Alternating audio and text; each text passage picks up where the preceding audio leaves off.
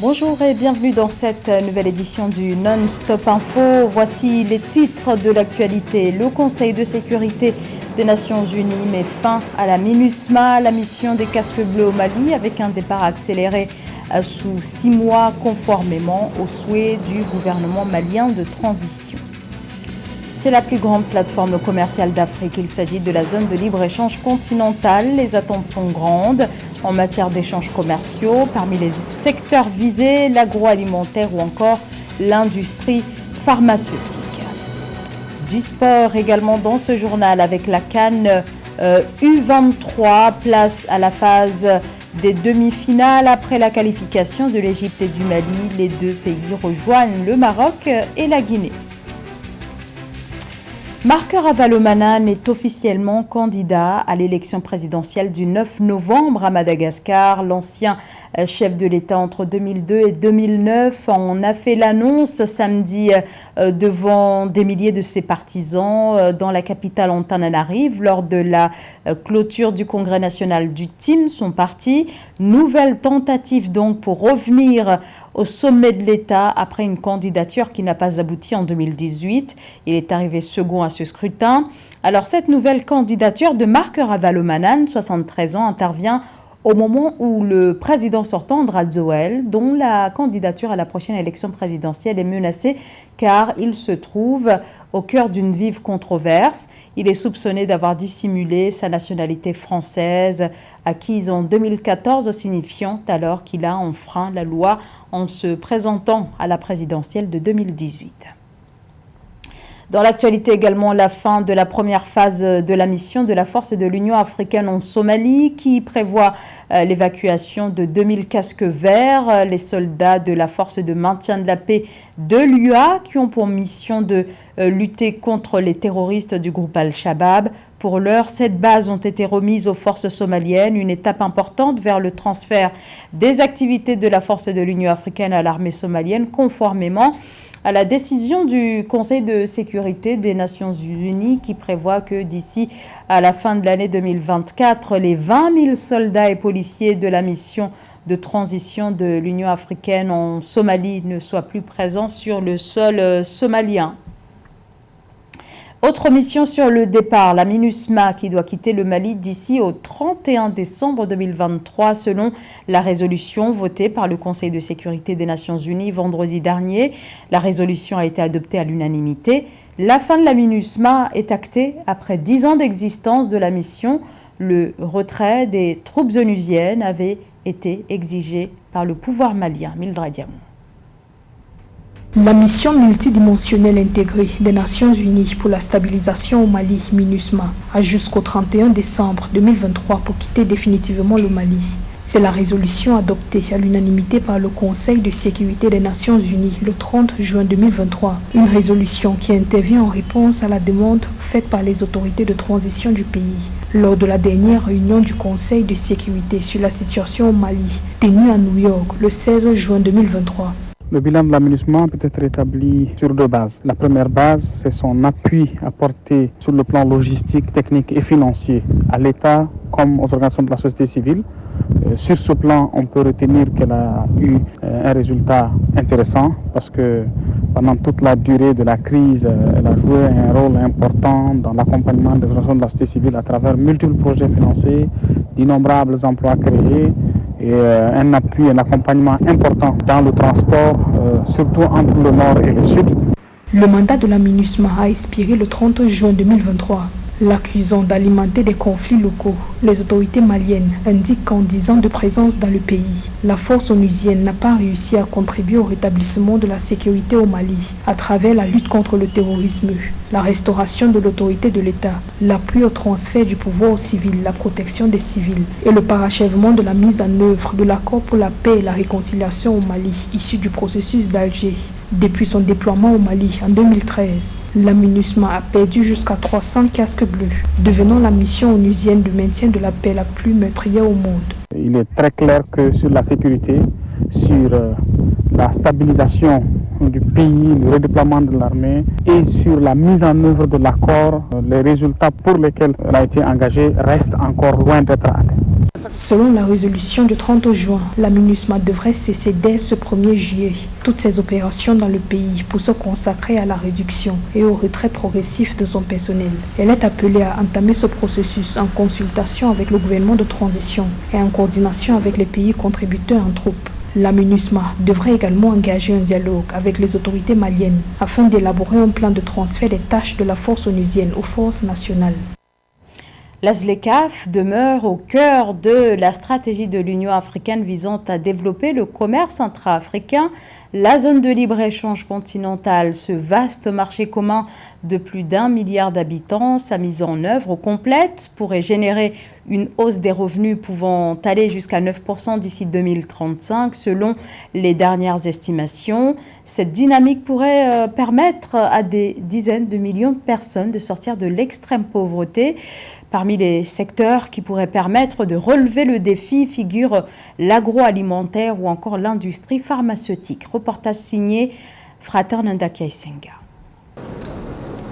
C'est l'un des accords les plus impactants, l'accord sur la zone de libre-échange continentale africaine, la ZLECAf. Sa mise en œuvre va se focaliser sur 4 secteurs prioritaires, à savoir l'agroalimentaire, l'automobile, les produits pharmaceutiques, le transport et la logistique. Des secteurs qui, une fois développés, vont propulser l'économie du continent et la vie des Africains. Et pour bien comprendre, voici comment se présentent les chiffres. In the year 2019, we imported 16 billion en 2019, nous avons importé des produits pharmaceutiques d'une valeur de 16 milliards de dollars. Cela signifie que nous avons renoncé à 16 milliards de dollars d'emploi et d'innovation. Si nous disposons d'une stratégie de substitution des importations bien adaptée, nous pourrons alors stimuler le commerce intra-africain. De même, dans le domaine de l'agriculture, l'Afrique importe l'équivalent de 54 milliards de dollars de denrées alimentaires, ce qui fait de nous des importateurs nets de denrées alimentaires. Et pourtant, nous avons des produits agricoles et un potentiel énorme pour une industrie agroalimentaire robuste.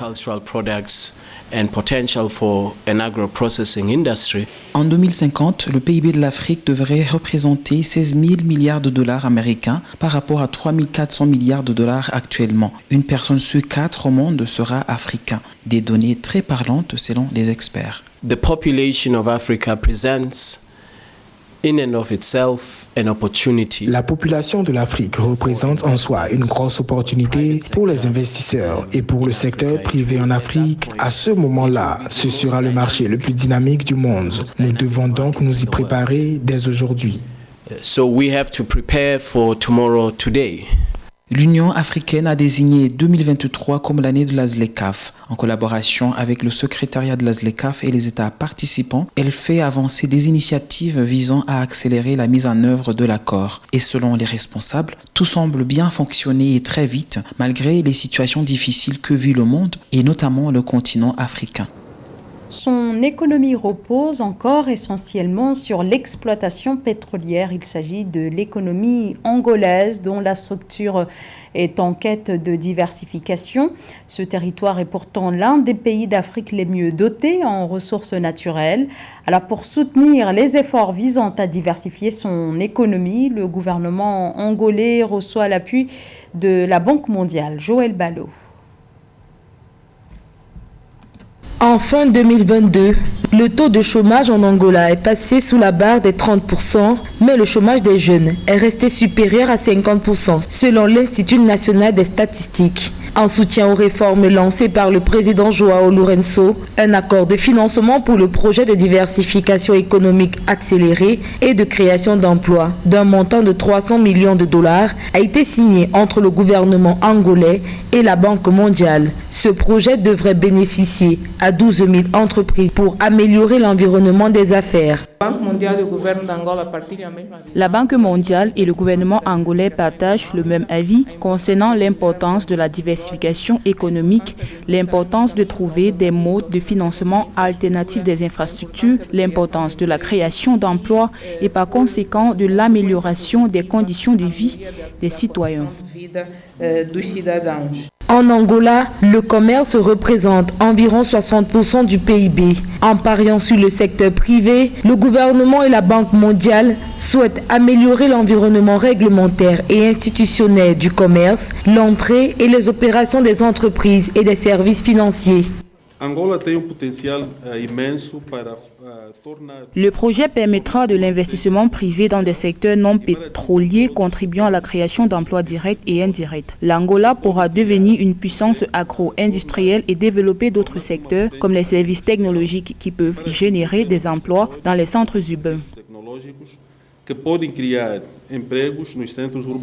En 2022, l'économie angolaise a continué à se remettre de la crise provoquée par la pandémie, soutenue par le secteur agricole. Avec l'implication du secteur privé, la diversification de l'économie aux activités génératrices de revenus et d'emplois massifs pour la population, en particulier pour les jeunes, reste l'un des défis majeurs à relever. Le conseil d'administration du Fonds monétaire international se réunira le 12 juillet prochain, réunion consacrée au premier examen de son programme de facilité élargie de crédit en faveur de la Zambie. Ce programme validé en 2022 porte sur 1,3 milliard de dollars et entre dans le cadre d'un accord passé avec les créanciers pour restructurer la dette colossale qui a fait sombrer l'économie de ce pays d'Afrique australe. Marie-Raphaël Antolo. Le conseil d'administration du Fonds monétaire international se réunira le 12 juillet pour achever le premier examen de son programme de facilité de fonds étendus de 1,3 milliard de dollars pour la Zambie. Une fois ces fonds à disposition du pays, ils lui permettront de relancer son économie via des secteurs tels que l'énergie renouvelable ou encore l'agriculture. Vous savez, l'assurance est de procéder avec des programmes de soutien financier. Comme nous avons procédé l'année dernière, nous sommes allés de l'avant et avons soumis au Conseil les études menées. Maintenant, nous avons la première révision qui est en cours. Il y a d'ailleurs eu un engagement pour en venir à des solutions claires en ce qui concerne l'établissement des termes pour la restructuration dont la Zambie a besoin.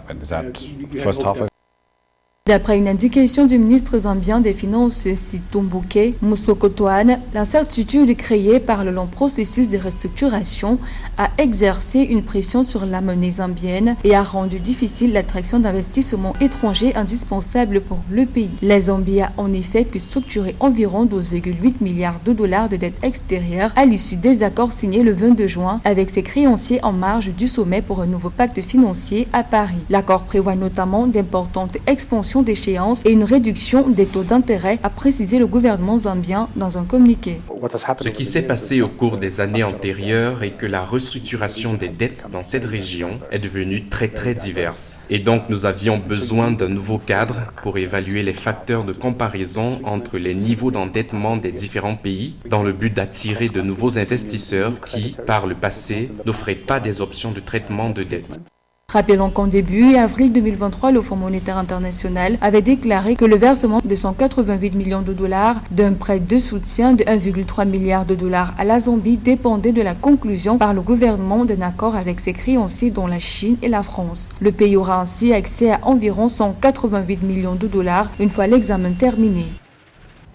Le dernier carré de la Coupe d'Afrique des Nations de football des moins de 23 ans est désormais connu. Le 4 juillet prochain, le Maroc fera face au Mali alors que la Guinée sera opposée à l'Égypte. Et sur l'Égypte, c'est quasiment un sans faute pour les Pharaons. Toutes ces sélections, c'est-à-dire les 4 meilleures équipes du tournoi, s'affronteront donc mardi.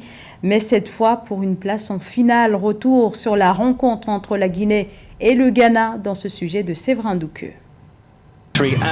La Guinée était opposée au Ghana vendredi 30 juin 2023 au grand stade de Tanger au Maroc pour une place en demi-finale de la CAN U23. Les deux adversaires se sont séparés sur un score de parité, un but partout.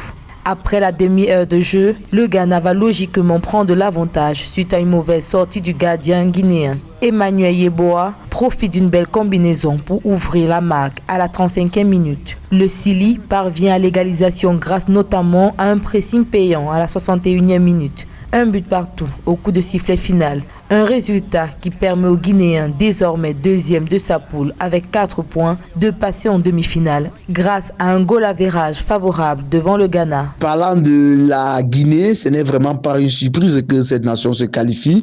Vous savez, depuis un certain temps, les Ghanéens ne sont plus au rendez-vous des compétitions des catégories de jeunes. Depuis un certain temps, c'est plus la sérénité des nations telles que la Guinée, le Mali, essayent de venir bousculer cette cette hiérarchie-là, dont la qualification de la Guinée est amplement méritée vu le jeu qu'elle a produit depuis le début de la compétition. Le match entre le Maroc et le Congo était sans véritable enjeu. Si oui, permettre au coach Issam Charaï de rôder les automatismes et l'effectif de sa sélection. Le Maroc étant déjà qualifié pour les demi-finales, les Lions de l'Atlas signent leur 3e victoire en autant de rencontres grâce à Younes Taha. Ils trouvent la faille à la 7e minute grâce à un boulet de canon depuis l'extérieur de la surface, bien aidé par une déviation congolaise qui trompe le gardien. Écoutez, la qualification du Maroc dans cette poule A avec 9 points sur 9 possibles vient tout simplement confirmer le statut de favori que beaucoup de personnes avaient annoncé au début de la compétition. Et dans cette condition, vraiment, il sera très très difficile pour les autres nations de jouer cette équipe en forme et devant son public. Le Maroc et la Guinée poursuivent donc la compétition. Les Lions de l'Atlas jouent contre le 2e du groupe B, l'Égypte, le Niger ou le Mali. C'était le journal de la rédaction. Merci à vous de nous avoir suivis. L'information continue sur Africa 24.